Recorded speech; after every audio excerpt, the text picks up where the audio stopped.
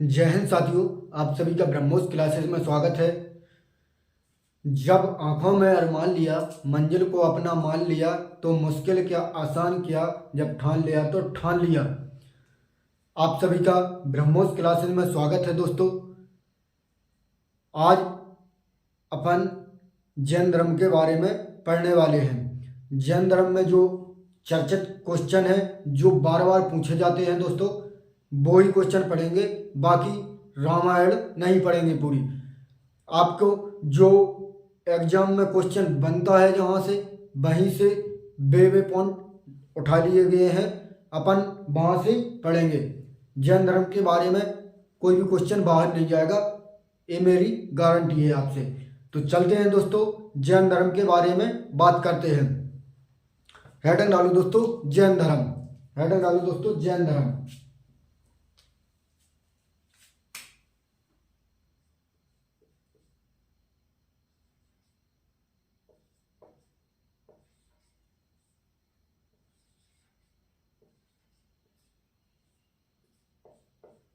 Heading डालो दोस्तों जैन धर्म।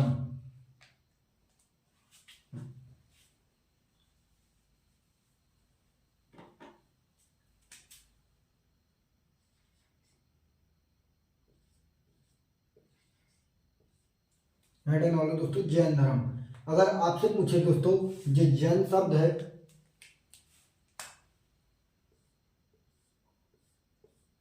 अगर आपसे पूछे दोस्तों ये जैन शब्द है, ये जैन शब्द कहाँ से लिया गया है, तो ध्यान रखना दोस्तों, जैन शब्द संस्कृत के जीन शब्द से बना है।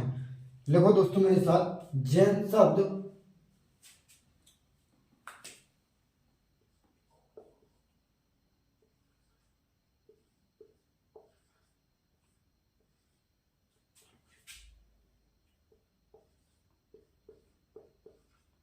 जैन शब्द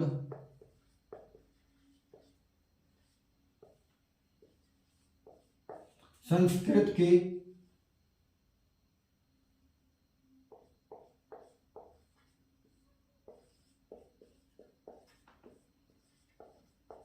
शब्द से बना है। ध्यान रखना दोस्तों, ये जीन शब्द है, ये जैन शब्द संस्कृत के जीन शब्द से बना है। और ये जीन का अर्थ क्या होता है दोस्तों, तो ध्यान रखना दोस्तों, जीन का अर्थ होता है विजेता। इसका अर्थ क्या होता है दोस्तों, इसका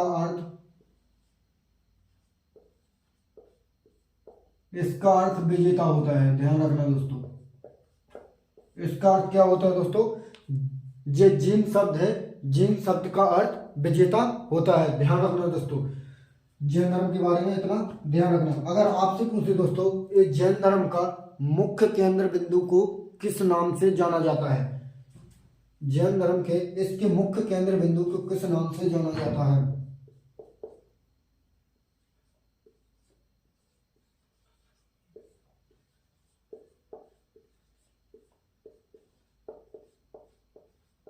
मुख्य केंद्र बिंदु को किस नाम से जाना जाता है दोस्तों, तो ध्यान रखना दोस्तों, जैन धर्म के मुख्य केंद्र बिंदु को अहिंसा के नाम से जाना जाता है। अहिंसा के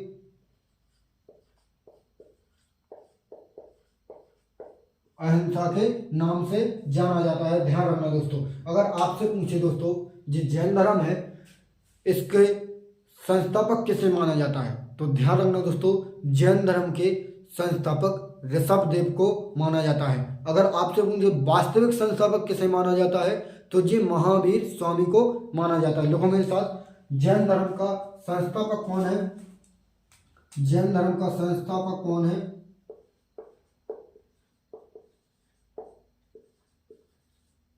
जैन धर्म का संस्थापक कौन है दोस्तों, तो ध्यान रखना दोस्तों, जैन धर्म का संस्थापक ऋषभदेव को माना जाता है।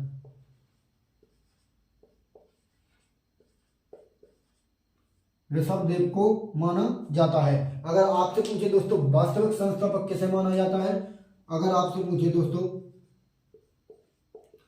वास्तविक संस्थापक किसे माना जाता है, तो ये महावीर स्वामी को माना जाता है। वास्तविक संस्थापक किसे माना जाता है, वास्तविक संस्थापक महावीर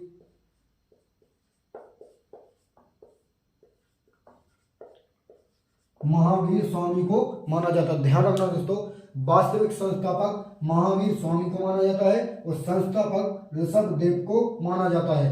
अगर आपसे पूछे दोस्तों जैन धर्म के प्रवर्तक को किस नाम से जाना जाता है, तो ध्यान रखना दोस्तों, जैन धर्म के प्रवर्तक को तीर्थंकर के नाम से जाना जाता है। अगर आपसे पूछे दोस्तों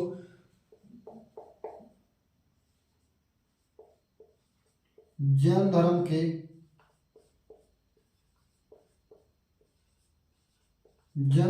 प्रवर्तक को किस नाम से जाना जाता है, तो जैन धर्म के प्रवर्तक को तीर्थंकर के नाम से जाना जाता है। ध्यान रखना दोस्तों, जैन धर्म के प्रवर्तक को तीर्थंकर के नाम से जाना जाता है। ध्यान रखना दोस्तों, अगर आपसे पूछे जैन धर्म में कुल कितने तीर्थंकर के थे, अगर आपसे पूछे दोस्तों जैन धर्म में कुल कितने तीर्थंकर थे, तो ध्यान रखना दोस्तों 24 तीर्थंकर थे। लिखो मेरे साथ, अगर आपसे पूछे दोस्तों कुल 24 तीर्थंकर माने जाते हैं जैन धर्म में, कुल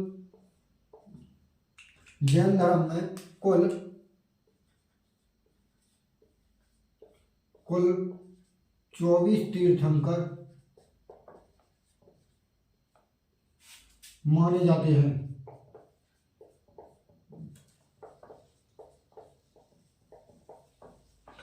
जैन धर्म में कुल 24 तीर्थंकर माने जाते हैं। ध्यान रखना दोस्तों, और ये जैन धर्म का समय समय पर प्रचार प्रसार करते रहे हैं।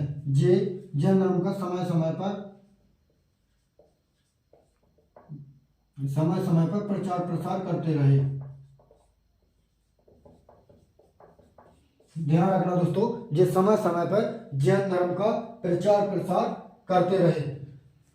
एक बार रिवाइज करो दोस्तों, अगर आपसे पूछे दोस्तों जैन शब्द कहाँ से लिया गया है, तो जैन शब्द संस्कृत के जीन शब्द से बना है। और जीन शब्द का अर्थ क्या होता है दोस्तों, जीन शब्द का अर्थ विजेता होता है। अगर आपसे पूछे दोस्तों जैन धर्म का मुख्य केंद्र बिंदु को किस नाम से जाना जाता है, तो ध्यान रखना दोस्तों अहिंसा के नाम से जाना जाता है। अगर आपसे पूछे दोस्तों जैन धर्म के संस्थापक कौन है, तो जैन धर्म के संस्थापक वैसे ऋषभदेव है, और नहीं तो वो जैन धर्म के वास्तविक संस्थापक पूछे तो महावीर स्वामी लगाना दोस्तों। अगर संस्थापक पूछे तो ऋषभदेव लगाना। अगर आपसे पूछे दोस्तों जैन धर्म के जो प्रवर्तक हैं, जैन धर्म के प्रवर्तक को किस नाम से जाना जाता है, तो जैन धर्म के प्रवर्तक को तीर्थंकर के नाम से जाना जाता है। ध्यान रखना दोस्तों, और जैन धर्म में कुल 24 तीर्थंकर माने जाते हैं, और 24 तीर्थंकर जैन धर्म का समय समय पर प्रचार प्रसार करते रहे हैं। कॉपी में नोट करते चलना दोस्तों मेरे साथ साथ, क्योंकि टाइम अपने पास उतना ही है, आधे घंटे की क्लास लेना है पूरी। तो चलते हैं दोस्तों, रब कर देते हैं, फिर आगे बढ़ते हैं।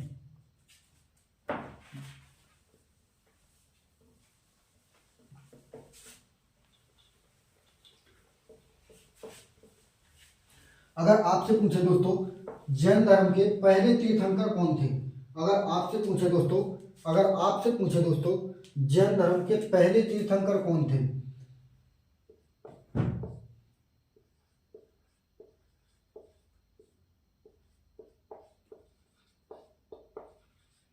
जैन धर्म के पहले तीर्थंकर कौन थे दोस्तों, तो ध्यान रखना दोस्तों जैन धर्म के पहले तीर्थंकर ऋषभदेव थे। जैन धर्म के पहले तीर्थंकर कौन थे, तो ये ऋषभदेव थे। जैन धर्म के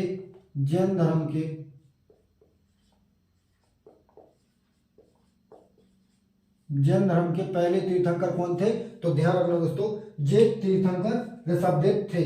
अगर आपसे पूछे दोस्तों जो ऋषभदेव है इन्हें निर्वाण की प्राप्ति कहाँ हुई थी, तो ऋषभदेव को हिमालय पर्वत पर निर्वाण की प्राप्ति हुई थी।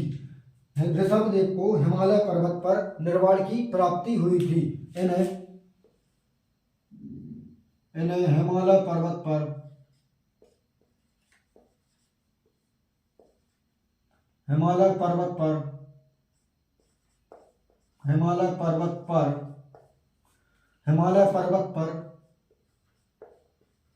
निर्वाण की प्राप्ति हुई थी। ध्यान रखना दोस्तों, जो ऋषभदेव है इन्हें हिमालय पर्वत पर निर्वाल की प्राप्ति हुई थी। ध्यान रखना दोस्तों, अगर आपसे पूछे दोस्तों जैन धर्म के पहले तीर्थंकर तो ये माने जाते हैं। अब जैन धर्म के 23वें तीर्थंकर किसे माना जाता है? जैन धर्म के 23वें तीर्थंकर किसे माना जाता है?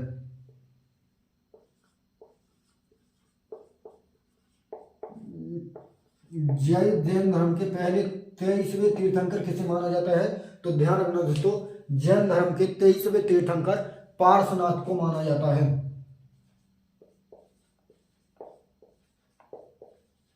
जैन धर्म के 23वें तीर्थंकर पार्श्वनाथ को माना जाता है। ध्यान रखना दोस्तों, जैन धर्म के 23वें तीर्थंकर पार्श्वनाथ को माना जाता है।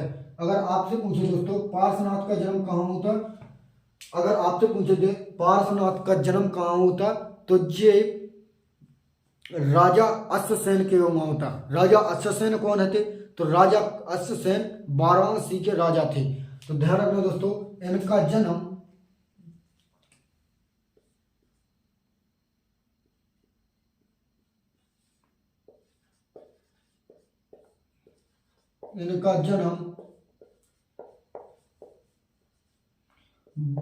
वाराणसी के राजा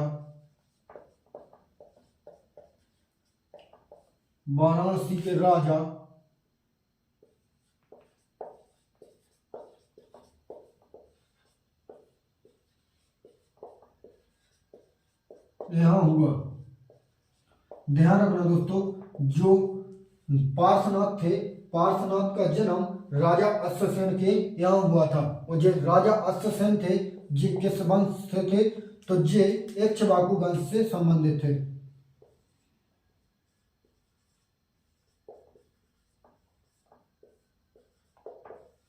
ये इक्ष्वाकु वंश से संबंधित है। ध्यान रखना दोस्तों, राजा अश्वसेन इक्ष्वाकु वंश से संबंधित थे। अगर आपसे पूछे दोस्तों जो पार्श्वनाथ है इन्हें ज्ञान की प्राप्ति कहाँ पर हुई थी? तो झारखंड के सम्मेद शिखर पर हुई थी।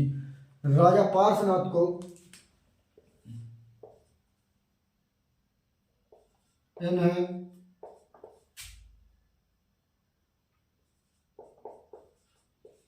ज्ञान की प्राप्ति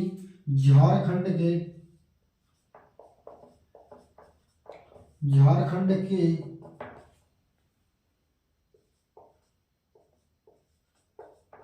सम्मेद शिखर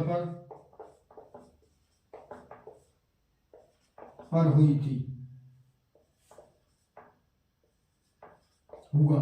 अगर आपसे पूछे दोस्तों जो 23वें तीर्थंकर है जैन धर्म के पार्श्वनाथ का जन्म कहाँ हुआ था? तो पार्श्वनाथ का जन्म वाराणसी के राजा अश्वसेन के यहाँ हुआ था। अश्वसेन इक्ष्वाकु वंश से संबंधित थे और पार्श्वनाथ को ज्ञान की प्राप्ति झारखंड के सम्मेद शिखर पर हुई थी। तो ध्यान रखना दोस्तों, ज्ञान की प्राप्ति झारखंड के सम्मेद शिखर पर ज्ञान की प्राप्ति हुई थी। अगर आपसे पूछे सम्मेद शिखर का नाम बदलकर क्या हुआ है?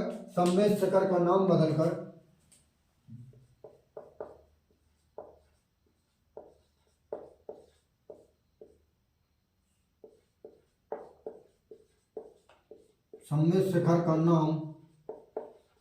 बदलकर क्या कर दिया गया है? तो ध्यान रखना दोस्तों, ये इन्हीं के नाम पर कर दी गई है। सम्मेद शिखर का नाम बदलकर पारसनाथ की चोटी कर दी गई है। ध्यान रखना दोस्तों, पारसनाथ की चोटी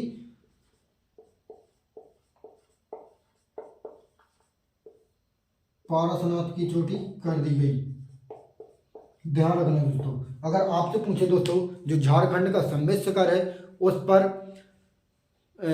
पर 23वें तीर्थंकर पार्श्वनाथ को ज्ञान की प्राप्ति हुई और ज्ञान की प्राप्ति के बाद झारखंड के सम्मेद शिखर का नाम बदलकर क्या कर दिया गया है दोस्तों? पार्श्वनाथ की चोटी कर दिया गया है। ध्यान रखना दोस्तों, अगर आपसे पूछे दोस्तों एक बार रिवाइज करो दोस्तों, पहले तीर्थंकर ऋषभदेव को माना जाता है। ऋषभदेव हिमालय पर्वत पर निर्वाल की प्राप्ति हुई थी। 23वें तीर्थंकर पार्श्वनाथ है। पार्श्वनाथ का जन्म कहाँ हुआ था दोस्तों? तो पार्श्वनाथ का जन्म वाराणसी के राजा वाराणसी के राजा अश्वसेन के यहाँ हुआ था। अश्वसेन इक्ष्वाकु वंश से संबंधित है और पार्श्वनाथ को ज्ञान की प्राप्ति झारखंड के सम्मेद शिखर पर हुई थी। और सम्मेद शिखर का नाम बदल कर क्या कर दिया गया दोस्तों, तो पार्श्वनाथ की चोटी कर दिया गया। रब कर देते हैं दोस्तों, फिर आगे चलते हैं।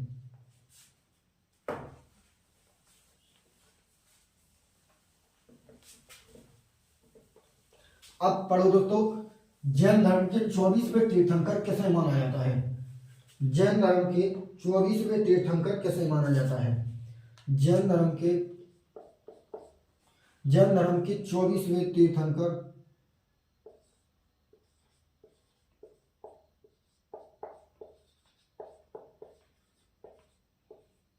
24वें तीर्थंकर कौन माने जाते हैं दोस्तों? तो जैन धर्म के 24वें तीर्थंकर महावीर स्वामी को माना जाता है। महावीर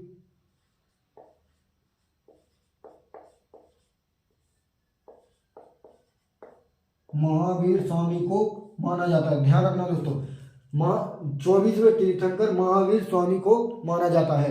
एक इनके बारे में कुछ बहुत सी चीजें जानना है अपन को, तो जानते हैं दोस्तों। अगर आपसे पूछे दोस्तों, जो महावीर स्वामी हैं ये जैन धर्म के वास्तविक संस्थापक हैं।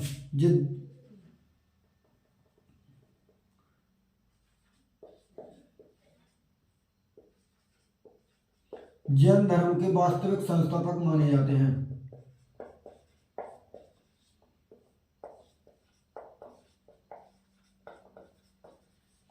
जो 24वें तीर्थंकर महावीर स्वामी हैं, महावीर स्वामी को जैन धर्म का वास्तविक संस्थापक माना जाता है। अगर आपसे पूछे दोस्तों, महावीर स्वामी के पिता का नाम क्या था? महावीर स्वामी के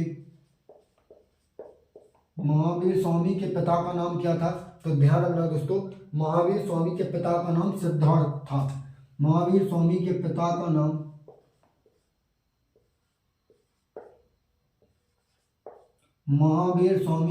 का नाम क्या था दोस्तों? तो सिद्धार्थ था। सिद्धार्थ कौन थे? सिद्धार्थ ज्ञात्रक कुल के राजा थे। ये ज्ञात्रक कुल के राजा थे। ज्ञात्रक कुल के राजा कौन थे? सिद्धार्थ थे। अगर आपसे पूछे दोस्तों, इनकी माता का नाम क्या था? इनकी माता का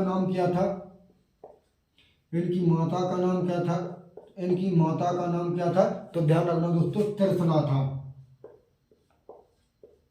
माता का नाम त्रिशला था। और ये लिच्छवी नरेश चेतक की बहन थी। जो त्रिशला थी, ये लिच्छवी नरेश चेतक की बहन थी। लिच्छवी नरेश चेतक की बहन थी।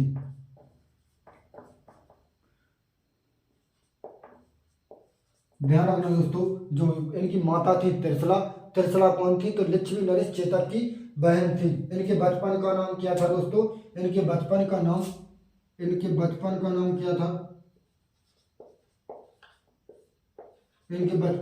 क्या था दोस्तों? तो ध्यान रखना दोस्तों, महावीर स्वामी के बचपन का नाम वर्धमान था। बचपन का नाम क्या था? तो वर्धमान था। बचपन का नाम दोस्तों, इनके बचपन का नाम वर्धमान था। अगर आपसे पूछे दोस्तों, इनका जन्म कब हुआ था? तो इनका जन्म दोस्तों 540 ईसा पूर्व में इनका जन्म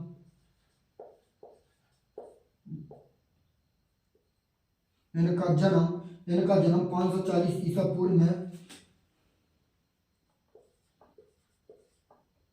540 ईसा पूर्व में वैशाली के निकट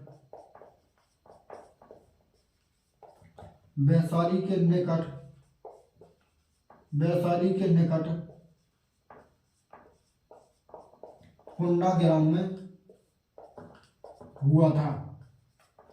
ध्यान रखना दोस्तों, वैशाली के निकट कुंडाग्राम में हुआ था। इनका जन्म 540 ईसा पूर्व में वैशाली के निकट कुंडाग्राम में हुआ था। अगर आपसे पूछे दोस्तों, इनकी पत्नी का नाम क्या था? इधर लिख लेते हैं दोस्तों, इनकी पत्नी का नाम क्या था दोस्तों? तो इनकी पत्नी का नाम दोस्तों यशोदा था। इनकी पत्नी का नाम इनकी पत्नी का नाम क्या था दोस्तों? इनकी पत्नी का नाम यशोदा था। अगर आपसे पूछे दोस्तों इनकी बेटी का नाम क्या था? इनकी इनकी इनकी बेटी का नाम क्या था? इनकी बेटी का नाम क्या था दोस्तों? इनकी बेटी का नाम प्रियदर्शनी था। इनकी बेटी का नाम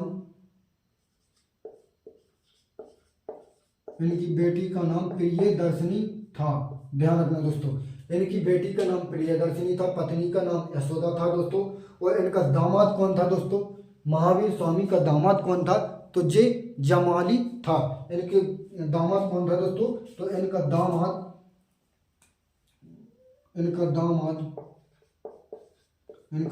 कौन था दोस्तों? तो जमाली था।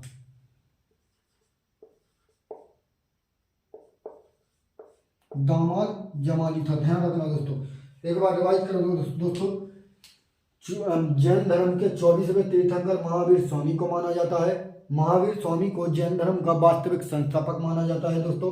महावीर स्वामी के पिता का नाम सिद्धार्थ था। सिद्धार्थ ज्ञात्रक कुल के राजा थे। माता का नाम त्रिशला था और त्रिशला लिच्छवी नरेश चेतक की बहन थी। और महावीर स्वामी के बचपन का नाम क्या था दोस्तों? महावीर स्वामी के बचपन का नाम वर्धमान था। महावीर स्वामी का जन्म कब हुआ था दोस्तों? तो महावीर स्वामी का जन्म 540 ईसा पूर्व में वैशाली के निकट कुंडा ग्राम में हुआ था। महावीर स्वामी की पत्नी का नाम यशोदा था। इनकी बेटी का नाम क्या था? तो इनकी बेटी का नाम प्रियदर्शनी था। इनका दामाद कौन बना था दोस्तों? इनका दामाद जमाली था। तो ध्यान रखना दोस्तों, रब कर लिया होगा आपने। आगे बात करते हैं।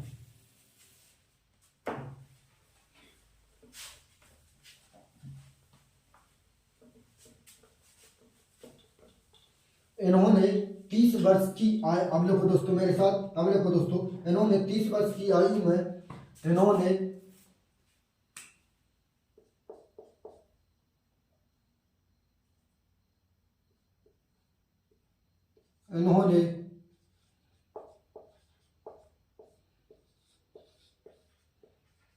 इन्होंने 30 वर्ष की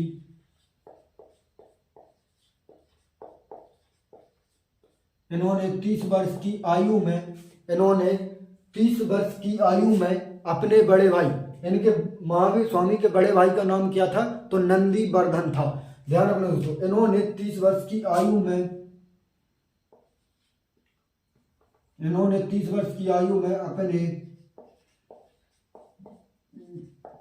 अपने बड़े भाई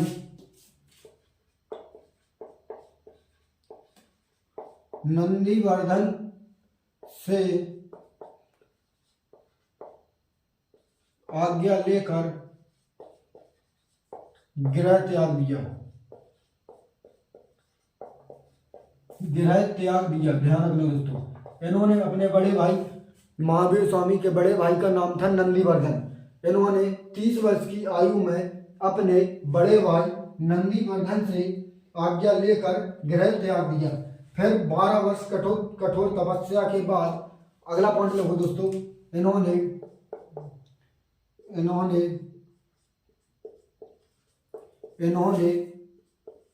12 वर्ष कठोर तपस्या के बाद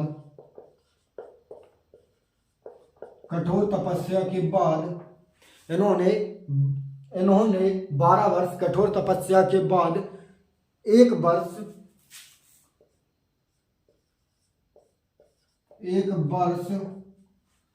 बरगद वृक्ष के नीचे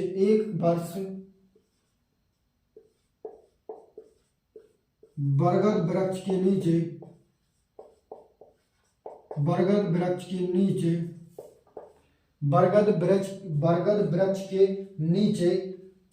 वृक्ष के नीचे और ऋजुपालिका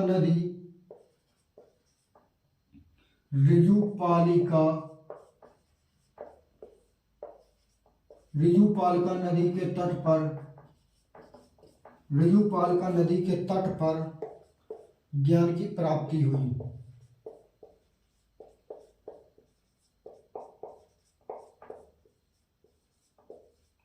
ध्यान रखना दोस्तों, इन्होंने 12 वर्ष कठोर तपस्या के बाद एक वर्ष बरगद के नीचे, एक वर्ष बरगद के नीचे और ऋजुपाल का नदी के तट पर कठोर तपस्या की, तब इन्हें जाकर ज्ञान की प्राप्ति हुई। ध्यान रखना दोस्तों, तब इन्हें ज्ञान की प्राप्ति हुई। वो ज्ञान की प्राप्ति को क्या कहते हैं दोस्तों?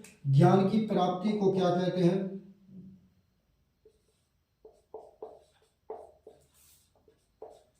ज्ञान की प्राप्ति को क्या कहते हैं दोस्तों? तो ध्यान रखना दोस्तों, ज्ञान की प्राप्ति को कैवल्य कहते हैं।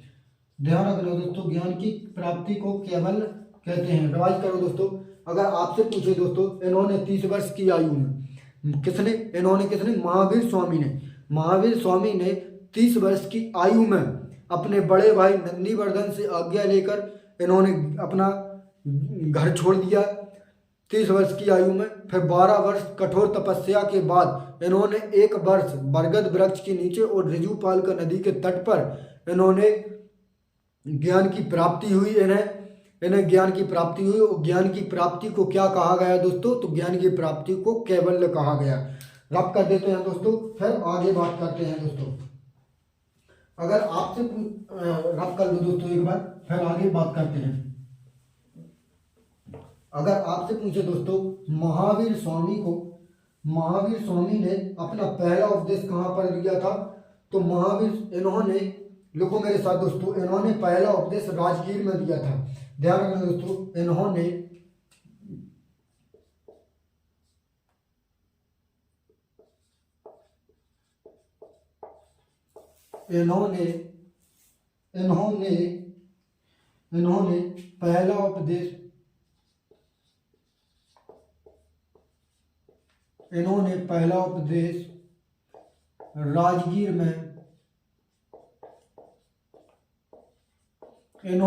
पहला उपदेश राजगीर में, वितलाचल पहाड़ी पर,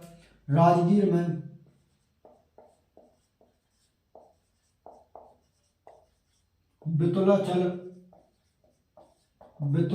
पहाड़ी पर दोस्तों, ध्यान रखना दोस्तों, इन्होंने पहला उपदेश राजगीर में वितलाचल पहाड़ी पर बराकर नदी के तट पर, वितलाचल पहाड़ी पर बराकर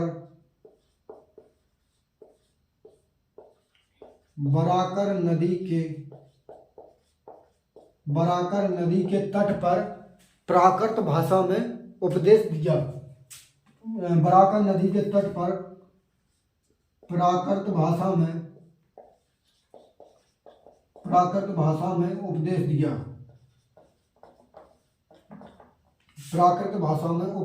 ध्यान रखना दोस्तों, अगर आपसे पूछे दोस्तों, महावीर स्वामी ने पहला उपदेश कब दिया? तो ध्यान रखना दोस्तों, महावीर स्वामी ने पहला उपदेश राजगीर में वितलाचल पहाड़ी पर बराकर नदी के तट पर, राजगीर में वितलाचल पहाड़ी पर और बराकर नदी के तट पर प्राकृत भाषा में उपदेश दिया। ध्यान रखना दोस्तों, प्राकृत भाषा में उपदेश दिया। अगर आपसे पूछे दोस्तों, इन्होंने पहला उपदेश तो राजगीर में दिया, इन्होंने अंतिम उपदेश कहाँ पर दिया था? इन्होंने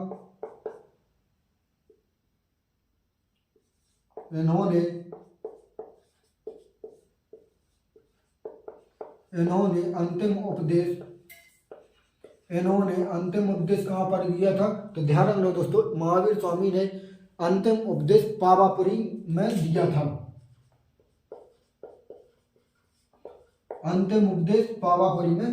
ध्यान रखना दोस्तों, अंतिम उपदेश पावापुरी में दिया था। अगर आपसे पूछे दोस्तों, पहला उपदेश राजगीर में दिया, वितलाचल पहाड़ी पर दिया। पहला उपदेश राजगीर में वितलाचल पहाड़ी पर बराकर नदी के तट पर प्राकृत भाषा में दिया। अंतिम उपदेश पावापुरी में दिया। बस इतना ध्यान रखना दोस्तों। अगर आपसे पूछे दोस्तों अब कि महावीर स्वामी का पहला भिक्षु कौन बना? तो महावीर स्वामी का पहला भिक्षु उनका दामाद जमाली बना। लिखो मेरे साथ दोस्तों, अगर आपसे पूछे दोस्तों, महावीर स्वामी का पहला भिक्षु, महावीर स्वामी का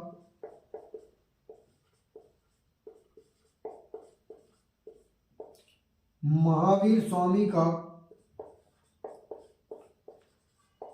महावीर स्वामी का महावीर स्वामी का पहला भिक्षु कौन बना? तो ध्यान रखना दोस्तों, महावीर स्वामी का पहला भिक्षु उनका दामाद इनका दामाद राजा इनका दामाद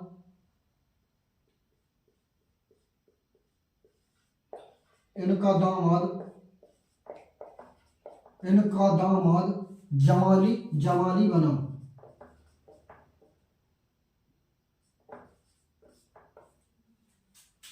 इनका दामाद जमाली बना। अगर आपसे पूछे दोस्तों महावीर स्वामी का पहला भिक्षु कौन बना था, तो इन्हीं का दामाद जिससे प्रियदर्शनी की शादी हुई थी। प्रियदर्शनी महावीर स्वामी की पुत्री थी और दामाद कौन था? तो वो जमाली था।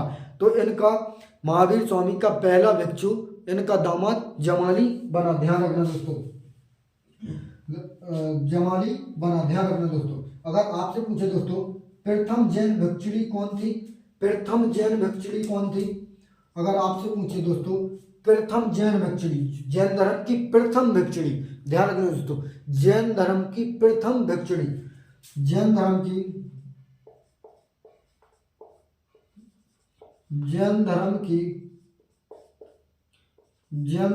प्रथम भिक्षुणी, जैन धर्म की प्रथम भिक्षुणी चंपा थी।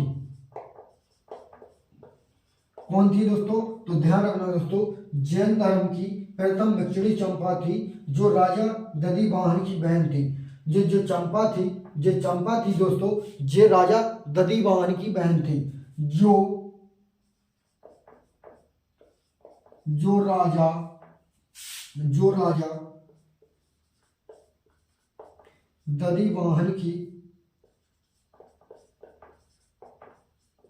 जो राजा दधिवाहन की बहन थी। ध्यान रखना दोस्तों। अगर आपसे पूछे दोस्तों जैन धर्म की प्रथम भिक्षुणी कौन थी, तो वो चंपा थी, जो राजा दधिवाहन की बहन थी। चंपा राजा दधिवाहन की बहन थी। ध्यान रखना दोस्तों, राजा दधिवाहन की बहन थी। अब रुको दोस्तों, एक बार रिवाइज करो दोस्तों, फिर आगे बात करते हैं। महावीर स्वामी ने पहला उपदेश राजगीर में वितलाचल पहाड़ी पर बराकर नदी के तट पर प्राकृत भाषा में उपदेश दिया। इन्होंने अंतिम उपदेश कहाँ पर दिया था? तो पावापुरी में दिया था। पहला उपदेश राजगीर में दिया था। महावीर स्वामी का पहला भिक्षु कौन बना था? तो महावीर स्वामी का पहला भिक्षु इनका ही दामाद जमाली बना था, जिससे प्रियदर्शनी की शादी हुई थी। अगर आपसे पूछे दोस्तों जैन धर्म की प्रथम भिक्षुणी कौन थी, ये महिला में बात होगी। जैन धर्म की प्रथम भिक्षुणी चंपा थी, जो राजा दधिवाहन की बहन थी। रफ कर देते हैं दोस्तों, फिर आगे बात करते हैं। अब डालो दोस्तों जैन धर्म के त्रिरत्न दिए थे जो महावीर स्वामी ने। महावीर स्वामी के त्रिरत्न महावीर स्वामी के त्रिरत्न महावीर स्वामी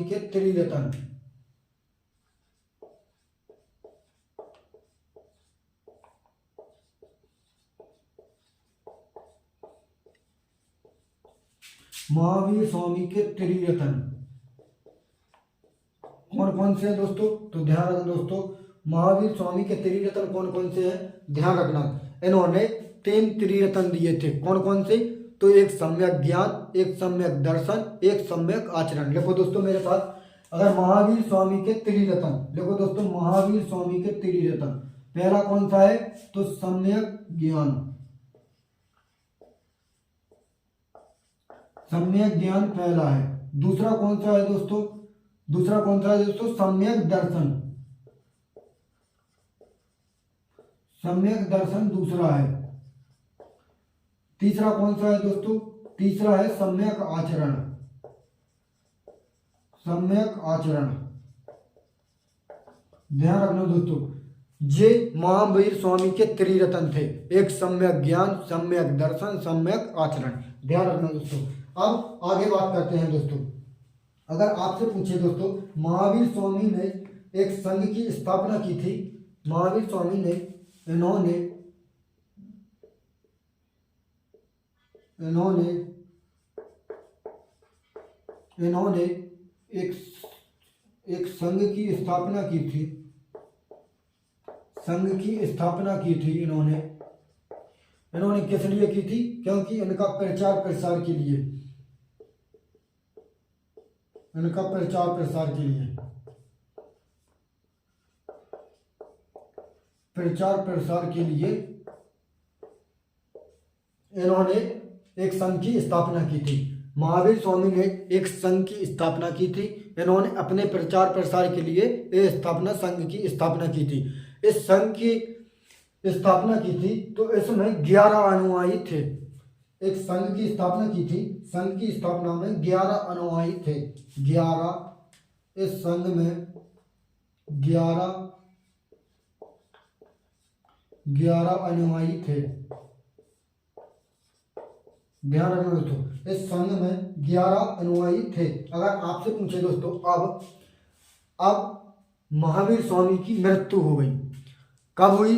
तो 468 ईसा पूर्व में 72 वर्ष की आयु में, लिखो दोस्तों मेरे साथ, 468 ईसा पूर्व में 468 ईसा पूर्व में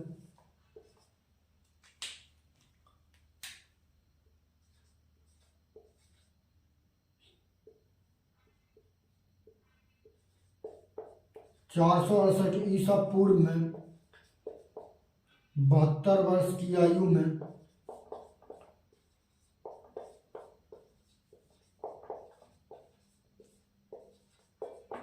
ध्यान रखना, 468 ईसा पूर्व में 72 वर्ष की आयु में पावापुरी में मल्ल राजा पावापुरी में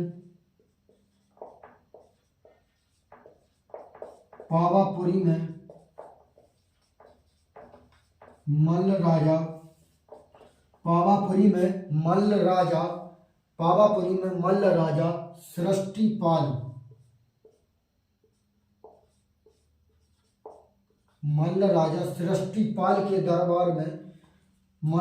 सृष्टिपाल के दरबार में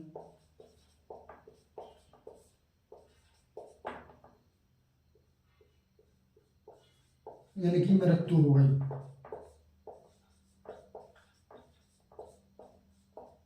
दोस्तों जी 72 वर्ष की आयु में 468 ईसा पूर्व में पावापुरी में मल्ल राजा सृष्टिपाल के दरबार में इनकी मृत्यु हो गई। ध्यान रखना दोस्तों, ये केवल 72 वर्ष की आयु में इनकी मृत्यु हो गई। वो इन्होंने अपने उपदेश किस भाषा में दिए थे? इन्होंने अपने उपदेश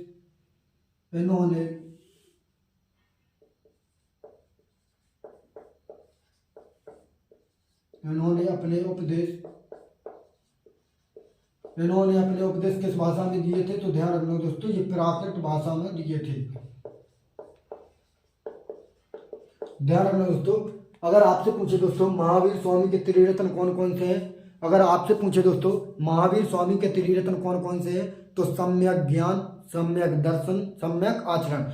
अगर आपसे पूछे दोस्तों महावीर स्वामी ने इन्होंने एक संघ की स्थापना की थी, इस संघ की स्थापना किस लिए की थी? तो ध्यान रखना दोस्तों, इन्होंने अपने प्रचार प्रसार के लिए स्थापना की थी और इसमें 11 अनुयायी थे। ध्यान रखना दोस्तों, अगर आपसे पूछे दोस्तों महावीर स्वामी की मृत्यु 468 ईसा पूर्व में 72 वर्ष की आयु में पावापुरी में मल्ल राजा सृष्टिपाल के दरबार में इनकी मृत्यु हो गई थी और महावीर स्वामी ने अपने उपदेश प्राकृत भाषा में दिए थे। ध्यान रखना दोस्तों। अब आगे बात करते हैं, आप कर देते हैं ऐसे, बस 2 जैन संगति और हैं, वो और पढ़ लें, फिर क्लास का अंत करेंगे, फिर अगले दिन मिलेंगे। अब लिखो दोस्तों, 2 जैन संगति हुई थी, 2 जैन संगति हुई थी, 2 जैन संगति हुई थी। ध्यान रखना दोस्तों, 2 जैन संगति हुई थी।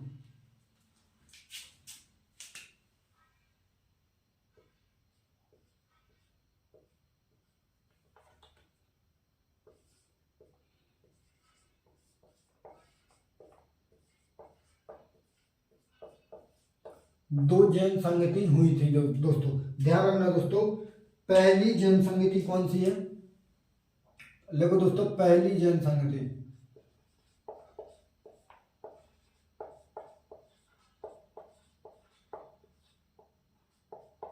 पहली जैन संगति अगर आपसे पूछे दोस्तों, पहली जैन संगति के बारे में अगर आपसे पूछे दोस्तों, तो ये 300 ईसा पूर्व में पाटलिपुत्र में हुई थी। अगर आपसे पूछे दोस्तों पहली जैन संगति, पहली जैन संगति 300 ईसा पूर्व में, 300 ईसा पूर्व में पाटलिपुत्र में हुई थी।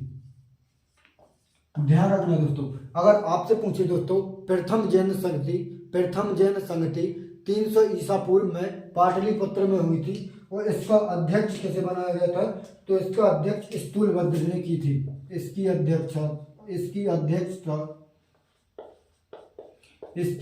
किसने की थी, तो इसकी अध्यक्षता स्थूलभद्र ने की थी। इसकी अध्यक्षता स्थूलभद्र ने की थी। अगर आपसे पूछे दोस्तों प्रथम जैन संगति की अध्यक्षता किसने की थी, तो ये स्थूलभद्र ने की थी और भद्रबाहु ने 12 अंग नामक पुस्तक इसी में रचना की थी। 12 और इसी में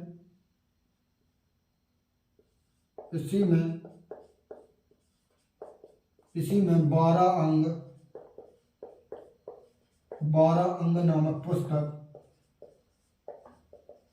की रचना की थी। ये रचना किसने की थी, तो ध्यान रखना, इसी में 12 अंग नामक पुस्तक की रचना किसने की थी, तो ये भद्रबाहु ने की थी। ये भद्रबाहु ने की थी। ध्यान रखना दोस्तों। अब देखो दोस्तों द्वितीय जैन संगति, अब देखो दोस्तों द्वितीय जैन संगति,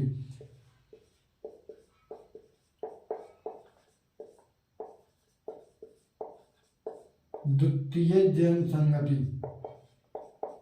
ध्यान रखना दोस्तों, द्वितीय जैन संगति अगर आपसे पूछे दोस्तों कब हुई थी, तो 6ठी शताब्दी में गुजरात के वल्लभी में हुई थी। द्वितीय जैन संगति कब हुई थी, तो 6ठी शताब्दी में गुजरात के वल्लभी में हुई थी। देखो दोस्तों द्वितीय जैन संगति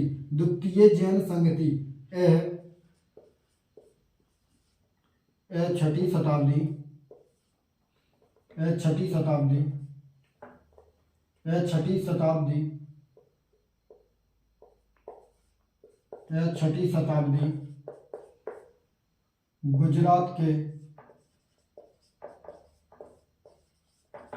गुजरात के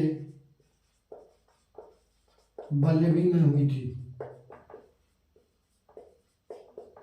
ध्यान रखना दोस्तों, जो दूसरी जैन संगति है वो 6ठी शताब्दी में गुजरात के वल्लभी में हुई थी। इसकी अध्यक्षता किसने की थी, तो देवादी क्षमा शर्मण ने की थी। इसकी अध्यक्षता किसने की थी, तो ध्यान रखना दोस्तों, इसकी अध्यक्षता देवादी क्षमा शर्मण ने की थी। देवादी क्षमा शर्मण ने की थी। ध्यान रखना दोस्तों, देवादी क्षमा शर्मण ने की थी। इसकी अध्यक्षता किसने की थी, तो देवादी क्षमा शर्मण ने की थी। अगर आपसे पूछे दोस्तों इसी संगति में 12 उपांग की रचना की गई। इसी संगति में